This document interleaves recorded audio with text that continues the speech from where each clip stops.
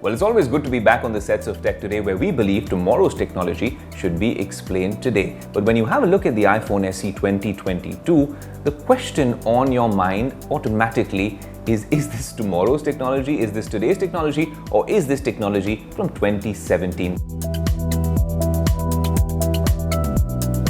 Yes, this phone looks like it's a phone straight out of 2017. In fact, it is identical to the iPhone 8 when you look at dimensions and the way it actually looks, the bezels. Please, I'm trying to avoid the bezels as much as possible, but they are there and they're quite a sight for sore eyes. But if you actually look at this phone as a package, you've got to look under the hood and understand that this comes with a very, very powerful chipset, perhaps the most powerful chipset out there, which is powering your iPads now and can take on the Snapdragon 8 on all these fancy flagship Android phones. The A15 Bionic chip is on the iPhone SE 2022. Also, since it's launched this year, it means that updates will continue for many years to come. Okay, spoiler alert, the phone is under 45,000 rupees. So if that's your budget and you come to me saying, Ayush, I have a budget of 45,000 rupees, which phone shall I buy?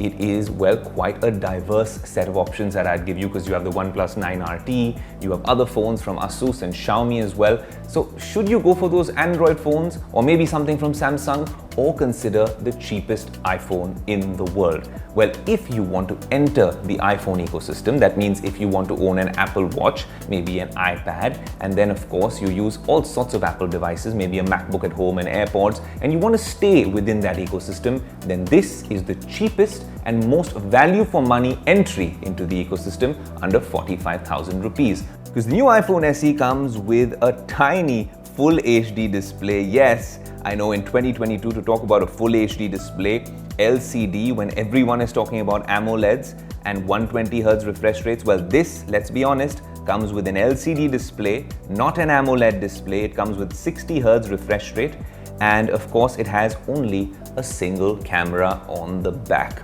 And if you wanted night mode, well, then this phone doesn't come with night mode, but there are a few things that they've really done on the software front to make this, well, an interesting proposition for you. Now, this single rear camera, well, it looks like a blast from the past, but it'll do a decent job if you're looking at Instagram content or YouTube content. But then again, if you're taking semi-professional photos and you want it to look like a DSLR with those brilliant bokeh mode, portrait mode sort of shots, or even cinematic mode, none of that comes on this phone. It doesn't have the hardware capabilities, and frankly, software doesn't do the trick when you're comparing it to even the iPhone 12 mini. But it's kind of interesting, because if you compare this to an iPhone 12 mini and you're going for pure performance, maybe you're playing BGMI or Fortnite or one of those games, then you would realize that this is way more powerful, because the A15 Bionic can actually give the A14 chip, which was last year's chipset, a run for its money. And that's what this has. It also means, strangely enough, that because this is a year newer than the iPhone 12 or 12 mini, this would give you a year more of updates. So that's kind of a very difficult sort of choice for you to make when it comes to what you want with this phone. But those are only the good things about the phone. Let's actually address the big elephant in the room. Now, the fact that they've stuck to the old Apple iPhone 8 design on the SE even in 2022 is a double-edged sword. For people who aren't comfortable moving on to this swipe to unlock Face ID sort of system, this seems oddly, vaguely familiar, and maybe you like the fact that there's a Touch ID button. It's a button with, well, haptic feedback. It's not really a button, it's just a carving out there where it actually has haptic feedback, and then you have bezels all over. That's why I call it a double-edged sword. Because in 2022, when smartphone displays have evolved so much, especially the Samsung and LG displays, well, then that's when you actually didn't want this sort of a bezel-like intrusive display, which is not at all immersive, and frankly, it doesn't matter if it has an A15 processor and fantastic software, because I can't really enjoy it with enough screen real estate. And that could be a big issue for people who use their phone for a little more than just answering calls and sending messages.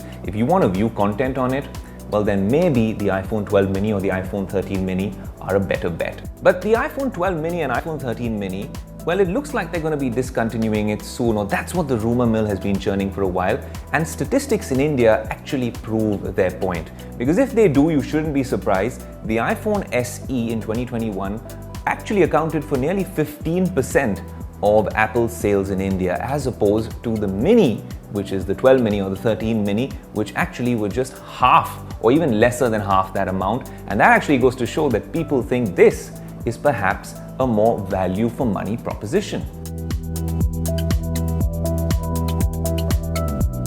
What's interesting is the real competition for the iPhone SE doesn't come from those Android phones I was talking about earlier. But if you're considering an iPhone or you want iOS or the Apple ecosystem, well, then it comes from its elder siblings, which happen to be the iPhone 13, 13 mini, 12, 12 mini.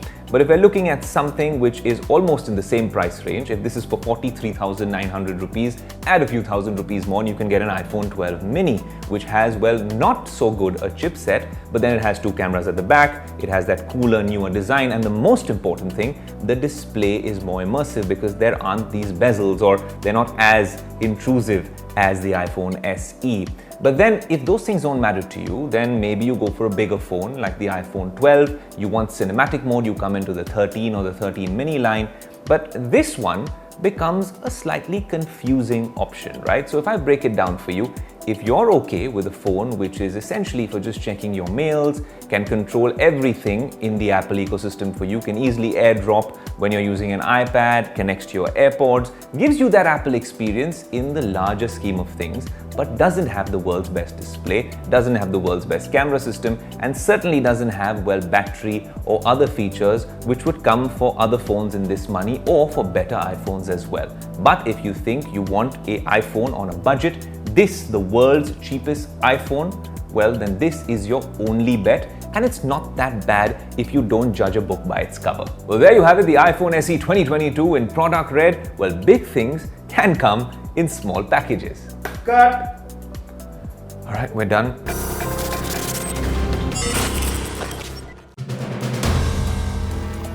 If you like the video, do like, comment, share and subscribe.